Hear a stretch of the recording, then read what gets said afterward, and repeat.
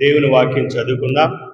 మత్తయి సువార్త 28వ అధ్యాయము పవిత్ర వచనములు 16వ వచనం నుండి 20వ వచనం వరకు చదువుకుందాం.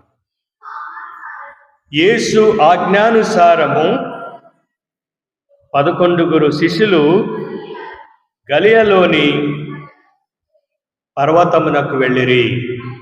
అప్పుడు వారు ఆయనను దర్శించి ఆరాధించిరి, కానీ కొందరు సందేహించిరి. యేసు వారి వద్దకు వచ్చి వారితో, ఇహపరములందు నాకు సర్వాధికారం ఇవ్వబడినది కనుక మీరు వెళ్ళి సకల జాతి జనులకు పితా, పుత్ర, పవిత్రాత్మ నామమున జ్ఞానస్నానమొసగుడు. వారిని నా శిష్యులను చేయుడు. నేను మీకు ఆజ్ఞాపించినంతయు వారు ఆచరింప బోధింపుడు. ఇదిగో లోకాంతం వరకు సర్వదా నేను మీతో నుందును అని అభయమిచ్చెను. ఇది క్రీస్తు సువిశేషము.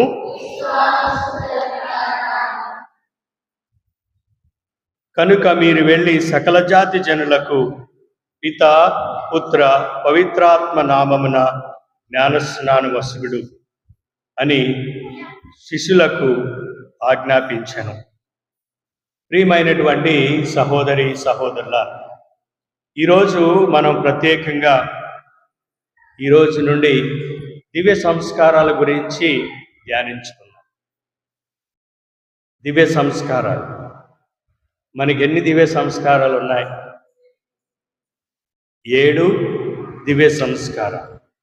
మొట్టమొదటిది జ్ఞానస్నానము, పాప సంకీర్తనము, దివ్య సప్రసాదము, భద్రమైన అభ్యంగము, జ్ఞాన వివాహము, గురుపటాభిషేకము, అవస్థాభ్యాంగము. ఈరోజు ప్రత్యేకంగా మనము జ్ఞానస్నానం, మొట్టమొదటిది దివ్య సంస్కారంలో, దివ్య సంస్కారాలన్నింటికీ పునాది అయినటువంటి జ్ఞానస్నానం గురించి మనం ధ్యానించుకుంటాం. ఈ దివ్య సంస్కారంలో ముఖ్యమైనటువంటిది, పునాది వేసేటువంటిది ఈ జ్ఞానస్నానం. పుట్టినటువంటి బిడ్డకి సహజంగా తల్లిదండ్రులు వారు నామకరణ చేస్తారు, అదేవిధంగా అక్షరాభ్యాసం చేస్తారు. ఏ మతంలో చూసినా, ఏ సాంప్రదాయంలో చూసినా మొట్టమొదటిగా పుట్టినటువంటి బిడ్డకు మొట్టమొదటిగా పేరు పెడతారు, నామస్మరణం. తరువాత అక్షరాభ్యాసం. బిడ్డ మంచిగా చదువుకోవాలి, తెలివితేటలు కలిగి ఉండాలి, జీవితంలో మంచిగా ఎదగాలి, ఒక మంచి జీవితం జీవించాలని ప్రతి ఒక్క తల్లిదండ్రులు ఏ మతంలో చూసినా, ఏ సాంప్రదాయంలో చూసినా, ఏ దేశంలో చూసినా చేసేటువంటి మొట్టమొదటి పనులు ఇవి. అయితే ఈ కథోలిక మన ప్రపంచంలో క్రీస్తు ప్రభుని విశ్వసించి క్రీస్తు ప్రభు యొక్క బాటలో నడిచేటువంటి వారు చేసేటువంటి మొట్టమొదటి పని ఏమిటంటే, మొట్టమొదటిగా జ్ఞానస్నానం ఇస్తారు. ఎందుకని జ్ఞానస్నానం ఇస్తారంటే, జ్ఞానస్నానం అనగా జన్మ పాపము నుండి, ఇతర పాపము నుండి పోగొట్టేటువంటి దివ్య సంస్కారం.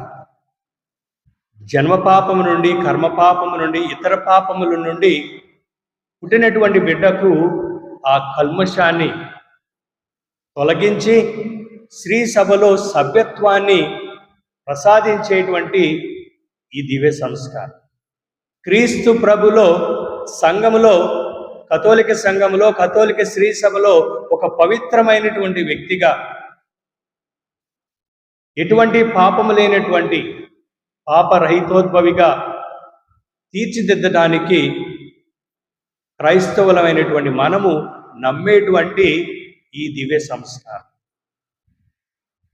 ఈ దివ్య సంస్కారాన్ని ముఖ్యంగా ఆత్మకు అంటుకొనినటువంటి జన్మపాపం అనేటువంటి మాలిన్యాన్ని తొలగించుటకు బాప్తిస్మం ద్వారా పాప మాలిన్యాన్ని కడిగి వేసుకుంటాం. పుట్టినటువంటి బిడ్డ ప్రతి ఒక్కరూ ఈ జన్మ పాపాన్ని, ఈ మాలిన్యాన్ని కట్టుకుంటాం. ఎందుకంటే మనకందరికీ తెలిసిన విధంగా ఆది తల్లిదండ్రులు చేసినటువంటి పాపం. అందుకనే కీర్తనకారుడు 51వ కీర్తన 15వ వచనములో 51వ కీర్తన 15వ వచనం, ప్రభు నేను పుట్టినప్పటి నుండి పాపాత్ముడని, నా తల్లి కడుపున పడినప్పటి నుండి కల్ముషంతోనే పుట్టాను. కీర్తనకారుడు చెప్తూ ఉన్నాడు, నేను పుట్టినప్పటి నుండి పాపాత్ముడనే, నా తల్లి గర్భమున పడినప్పటి నుండి నేను అటువంటి కల్ముషంతో పుట్టి ఉన్నాను. మరి అటువంటి జన్మ పాపాన్ని తొలగించేటువంటిదే ఇక మనం చేసేటువంటి ఈ జ్ఞానస్నానం. మొట్టమొదటిగా తీసుకోవలసినటువంటి ఈ దివ్య సంస్కారం. చార్లెస్ రాజు ఫ్రాన్స్ దేశానికి పరిపాలించేటువంటి గొప్ప మహారాజు. చార్లెస్ ఆయన పేరు. ఫ్రాన్స్ దేశాన్ని ఎన్నో సంవత్సరాలుగా ఆయన పరిపాలించేవాడు. ఆయన ఎక్కువగా తన జ్ఞానస్నాన దినాన్ని ఎక్కువగా కొనియాడేవాడు. సహజంగా మనమందరము పుట్టినరోజు చేసుకుంటాం. కానీ ఈ ఫ్రాన్సిస్ అనేటువంటి ఈ మహాచక్రవర్తి ఫ్రాన్స్ దేశాన్ని పరిపాలించినటువంటి ఆయన తన జన్మదినాన్ని కాకుండా తన యొక్క జ్ఞానస్నాన దినాన్ని ఆయన కొనియాడేవాడు. ఎందుకని అడిగితే ఆయన చెప్తూ ఉండేవాడు, నేను పుట్టినప్పుడు నేను ఒక మనిషిగా పుట్టాను. నా జన్మదినం అనేటువంటిది ఒక మనిషిగా ఈ లోకానికి నేను జన్మించాను. కానీ ఈ జ్ఞానస్నానం అనేటువంటిది నేను పాపములో పుట్టినటువంటి నన్ను జన్మపాపము నుండి, కర్మపాపము నుండి తొలగించి క్రీస్తు ప్రభులో భాగస్థునిగా, క్రీస్తు ప్రభు శిలువలో కొట్టబడి నా కొరకు మరణించినటువంటి ఆ రక్షణ మార్గంలో సభ్యత్వాన్ని పొందటానికి నేను పొందినటువంటి ఈ జ్ఞానస్నానాన్ని నేను ప్రతి సంవత్సరం కొనియాడతాను అని ఎంతో ఉత్సాహంతో, కనుల పండుగతో ఆయన కొనియాడేవాడు.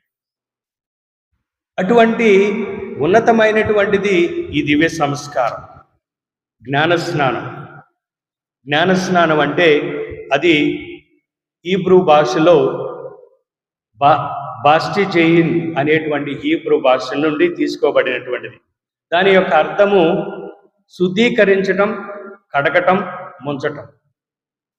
శుద్ధీకరించుకోవటం, పాపము నుండి పరిశుద్ధులుగా చేసుకోవటం, పాపమాల్యము నుండి మనల్ని శుద్ధీకరించుకునేటువంటిదే ఈ దివ్య సంస్కారం. అదేవిధంగా ఒక మనిషిని జ్ఞానస్నానం ద్వారా జ్ఞానిగా తయారు చేసేటువంటి సాంఖ్యం. ఈ జ్ఞానస్నానం అనేది ఒక మనిషిని ఎప్పుడైతే నువ్వు జ్ఞానస్నానం తీసుకుంటావో నువ్వు జ్ఞానిగా మారుతూ ఉన్నావు. దేవుని గురించి తెలుసుకోవటానికి, దేవుని కోసం నువ్వు ఆతృతతో పడటానికి, నీ కోరికలను, నువ్వు ఆశయాలను దేవునిపై కేంద్రీకరించడానికి, ఏది మంచి, ఏది చెడు, ఏది దేవుని యొక్క మార్గము, ఏది దేవుని యొక్క కృప, ఏది దేవుని యొక్క సన్నిధిలో జీవించాలి అనేటువంటి జ్ఞానాన్ని ప్రసాదించేటువంటిదే ఈ దివ్య సంస్కారం. మరి మనం అందరము జ్ఞానులమా? అందరూ జ్ఞానస్నానం తీసుకున్నాం కదా. మరి జ్ఞానస్నానం తీసుకున్నటువంటి మనం అందరము జ్ఞానులుగా ఉండాలి. దేవునికి సంబంధించినటువంటి వారు, దేవుని యొక్క శ్రీసభలో సభ్యత్వాన్ని పొందినటువంటి మనము వ్యక్తులము, రాచరిక గురుకులము, దైవ ప్రజలము, దేవుని చేత ప్రత్యేకంగా ఎన్నుకోబడినటువంటి మనము, దేవుని యొక్క మహిమను, దేవుని యొక్క కార్యక్రమాన్ని, దేవుని యొక్క మహిమను చాటడానికి, దేవుని కోసం జీవించడానికి, దేవుని కోసం సాక్షిగా ఉండటానికి, దేవుని యొక్క మార్గంలో నడవటానికి, దేవుని యొక్క పవిత్రమైనటువంటి ఆ శక్తిని పొందటానికి మనలందరినీ తీర్చిదిద్దేటువంటిదే ఈ దివ్య సంస్కారం, జ్ఞాన స్నానం. జ్ఞానిగా తయారు చేసేటువంటి ఈ సంస్కారం, అది ప్రభు మనకిచ్చేటువంటి ఈ గొప్ప వరం. మరి అటువంటి అనుగ్రహాలు పొందినటువంటి మనము దేవుని యొక్క బాటలో నడవటానికి, దేవుని చూపించినటువంటి ఈ యొక్క మార్గంలో మనం ఎంచుకోవటానికి ప్రయత్నించాలి. మరి దేవునిలో భాగస్థులమైనటువంటి మనము, దేవుని చేత ప్రత్యేకంగా ఎన్నుకోబడినటువంటి మనము మరి అటువంటి మార్గంలో నడుస్తున్నామా? దేవుని యొక్క చిత్తానుగుణంగా మనం జీవిస్తూ ఉన్నామా? దేవుని చూపించినటువంటి బాటలో ఒక జ్ఞానిగా మన యొక్క ఆధ్యాత్మికమైనటువంటి ప్రయాణం ఏ విధంగా ఉంది అని మనల్ని మనము పరీక్షించుకోవాలి. అటువంటి బాటలో పునాది నుండి, ఆది నుండి నువ్వు పుట్టినప్పుడు 6 నెలలకో 9 నెలలకో సంవత్సరం లోపు నువ్వు దేవునిలో భాగస్థుడాడివయ్యి ఈ దివ్య సంస్కారం ద్వారా నువ్వు దేవుని యొక్క బిడ్డల్లో భాగస్థునవుతున్నావు. అయితే ఈ జ్ఞాన స్నానం సంస్కరణము అంటే ప్రియమైనటువంటి సహోదరి సహోదరులారా, దివ్య సంస్కారములో మొట్టమొదటి సంస్కారము ఈ జ్ఞాన స్నానం. మిగతా సంస్కారాలన్నిటికీ ఇది ఒక పునాది. జ్ఞాన స్నానం అనేది ఇది ఒక పునాది. మరి ఈ పునాది గట్టిగా లేకపోతే ఇల్లు గట్టిగా ఉంటుందా? ఉండదు. మనం దేవుల్లో ఎదగాలి, దేవుని యొక్క అనుగ్రహాలు పొందాలి, దేవుని యొక్క కృపను మనము జీవితంలో ఆస్వాదించాలి అని మనం అనుకుంటే ఈ మొట్టమొదటిగా తల్లిదండ్రుల యొక్క బాధ్యత ఏమిటంటే పుట్టినటువంటి బిడ్డకు ఈ యొక్క దివ్య సంస్కారాన్ని అందించాలి. అది తల్లిదండ్రుల యొక్క బాధ్యత. అదేవిధంగా పుట్టినప్పుడు బిడ్డని తీసుకొచ్చినప్పుడు గురువు సహజంగా ఎవరిని పిలుస్తారు? జ్ఞానస్నాన దివ్య సంస్కారాన్ని మీరు చాలాసార్లు చూశారు. సంఘంలో ఈ దివ్య సంస్కారాన్ని కొనియాడేటప్పుడు తల్లిదండ్రులని, జ్ఞాన తల్లిదండ్రుల్ని పిలుస్తారు. ఎందుకని పిలుస్తారు? ఏమని ప్రశ్న వేస్తాడు గురువు? తల్లిదండ్రులారా, జ్ఞాన తల్లిదండ్రులారా, ఈ బిడ్డను ఈ పవిత్రమైనటువంటి జీవితంలో జీవించటానికి, క్రీస్తు ప్రభు యొక్క బాటలో నడవటానికి, క్రీస్తు ప్రభు యొక్క సభ్యత్వాన్ని పొందినటువంటి ఈ బిడ్డ ఎల్లప్పుడూ క్రీస్తు బాటలో నడవటానికి, క్రీస్తులాగా జీవించడానికి మీరు మీ వంతు సహాయం చేస్తారా? మీ వంతు మీ బాధ్యతను నెరవేరుస్తారా అన్నప్పుడు మనకు తెలుసో తెలియకో ఏమని చెప్తారు? అలుపేతాం. మరి మన బాధ్యత ఏమిటి? ఎంతమంది జ్ఞాన తల్లిదండ్రులు ఉన్నారు ఇక్కడ? ఎంతమంది జ్ఞాన తల్లిదండ్రులు ఉన్నారు ఇక్కడ? జ్ఞాన స్నానం ఇచ్చినప్పుడు జ్ఞాన తల్లిదండ్రులుగా ఎవరు పిలువబడ్డారు? చేతుల పైకెత్తండి. మరి మీ బాధ్యత ఏమిటి? క్రిస్మస్ రోజు, వారి పుట్టినరోజు, పెళ్లి రోజు, ఇంకితరమైనటువంటి ముఖ్యమైనటువంటి విషయాలలో మీరు ఏదో గిఫ్ట్స్ ఇవ్వటం, ఏదో పెద్దగా ఉండటం, మీరు అలా కొనసాగిస్తూ ఉన్నారు. కానీ మీ ముఖ్యమైనటువంటి బాధ్యత ఏమిటంటే జ్ఞాన తల్లిదండ్రులైనటువంటి మీరు ఆ జ్ఞాన స్నానం తీసుకున్నటువంటి బిడ్డకు జ్ఞాన తల్లిదండ్రులుగా ఉన్నటువంటి మీరు మీ బాధ్యత ఆ బిడ్డ జ్ఞానమందును, వివేకమందును, నడవడిక అందును, దేవుని అందును భయభక్తులు కలిగి జీవిస్తున్నాడా లేదా అని చూసేటువంటి బాధ్యత మీది. అటువంటి బాధ్యత ఎరిగినటువంటి వారు మీరు. తల్లిదండ్రులు నలుగురో ముగ్గురు ఉన్నప్పుడు వాళ్ళకి అందరినీ చూసుకునేటువంటి అవకాశం ఉండదు. కానీ జ్ఞాన తల్లిదండ్రులైనటువంటి మీరు చూడాలి. ఏదో ఆ రోజు జ్ఞానస్నానం రోజు గురువు అడిగినటువంటి ప్రశ్నలకు అన్నింటికి తల ఊపినట్టు సరిపోదు.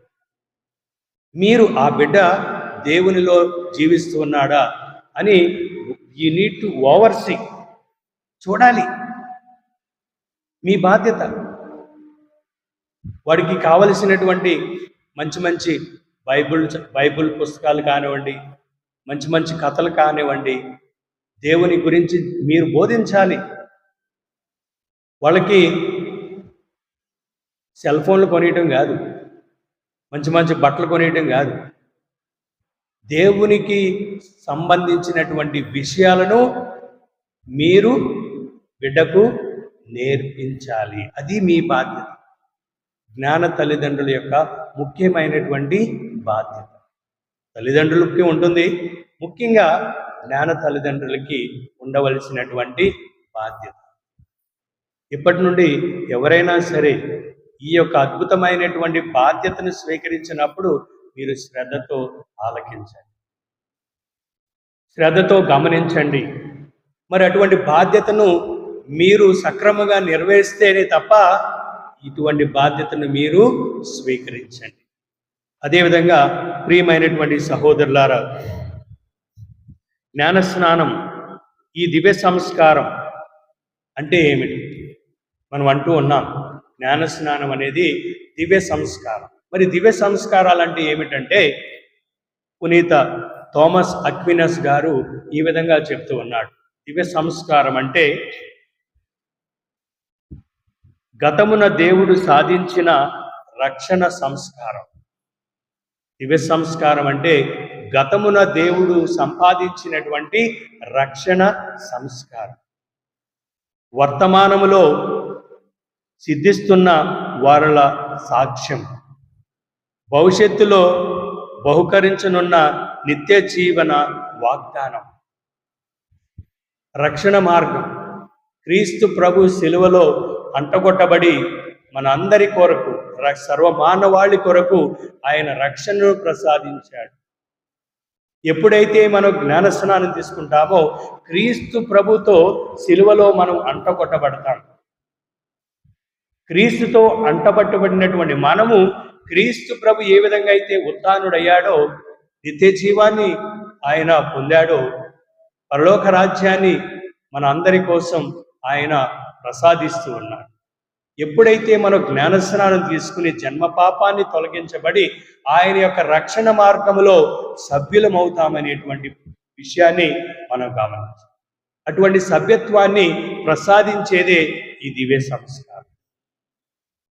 దివ్య సంస్కారం అంటే ప్రభు చేసినటువంటి ఆ రక్షణ మార్గములో పాలు పంచుకునే చేసేదే ఈ దివ్య సంస్కారాలు.